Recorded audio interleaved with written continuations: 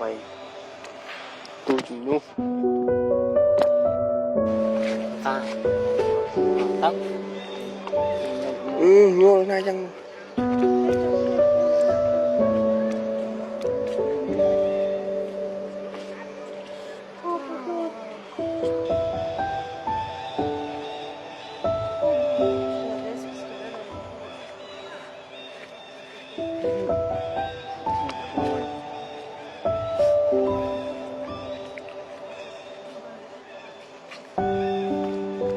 sắp đã đo lên thôi.